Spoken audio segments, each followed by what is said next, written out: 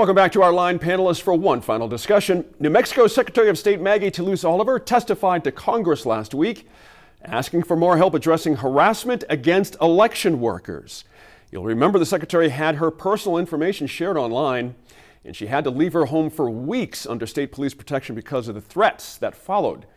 Now, we're heading into the biggest election since 2020, and there's concern election workers might not show up if these sorts of threats should continue. Now, Laura, should Congress institute harsher penalties to people who issue these threats? I mean, this is serious business here.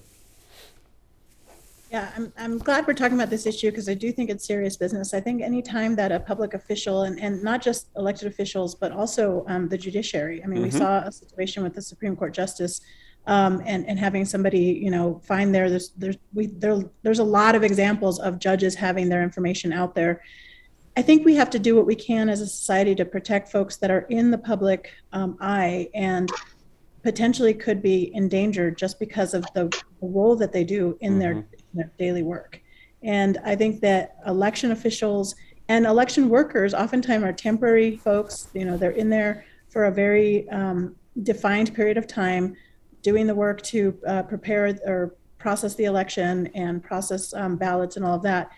And to have them then have to risk their lives or their safety because of somebody who disagrees with a process or something, I think that's just a very high risk for them to take. So it makes sense that we do what we can to protect them. And I do think that penalties should be reevaluated because there just aren't very many at this point for a situation where people's private information is disclosed and there's then actions taken against them. That's right. Jessica, it should be pointed out, the vast majority of the workers we're talking about here are women. The vast majority. Does this change the equation in your view? You know what? I think that I'm going to reiterate what Laura said, which is anybody who is working in the election sphere, whether as a full-time job, as a temporary worker, or as a volunteer, should be protected regardless of their sex. But you're right. Most of these workers are women. It's boggling to the mind. Yeah, I think that it's especially intimidating as a woman when you have aggression pointed your way. You're just trying to do your job. I wouldn't say that we are particularly more vulnerable.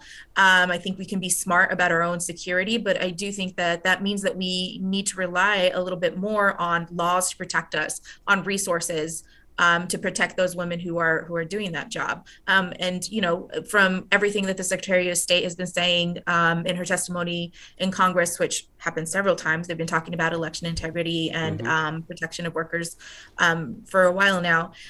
It sounds like none of that is being done. So I really think that, first of all, kudos to her for speaking out on behalf of all of our state workers within the election system. But straight to your point, I mean, as a woman, I would say that there isn't anything that I would say no to if you're telling me that it'll help me feel more secure in my job in my everyday life. Daniel, there is a task force out of the Justice Department on this, and out of 1,000 contacts that were reported or as harassing or offensive, they've discovered 100 met the threshold for a federal criminal investigation. I'm still blown away no one's popped someone for revealing Maggie Toulouse Oliver's address and other personal information. Does someone need to be arrested here to stop this? Because it seems like it's a clear playing field for people that want to harass these women. Yeah, this harassment thing is a clear problem, right? These folks that make a living out of harassing and trying to intimidate. I'm not sure that Maggie Toulouse Oliver's information is private, right? She's an elected official. You go on the Secretary of State's website and figure out a way to, depending on what she's put out there. That doesn't mean she has the right to be harassed, though, right? I mean, elected officials, you do have the right to get in touch with them, but this harassment stuff, but I think it just kind of falls back to a bigger problem, right? I mean, why do we have this? Like, why has this risen to the level in the last few years? I mean, 20 years ago, voting was such a happy day, right? I mean, people stood in line, people, whether they agreed or disagreed, stood in line, talked to each other. They argued after the vote, they argued up to the vote. But when I first ran for office, Election Day was kind of the coming together of different sides, right? Everybody, you weren't campaigning anymore. You weren't out talking trash about each other. You would just wait for the people to do their business. And I think that we keep being distracted. I mean, just recently, I mean, the fact that less than 21%, 20% of the people in this country believe that there is election integrity. That's down from 37%. Right. So I'm not advocating that something has happened. I'm not saying Trump lost the election and it was stolen. I'm not saying any of that. I'm saying that we never seem to address the fears that people have. I would also throw out there your stat, Gene, of the 1,000 where they found 100. Is that in New Mexico? No. Or is that national? Nationally, yeah. I mean, you got 300 million people in the state, in the country.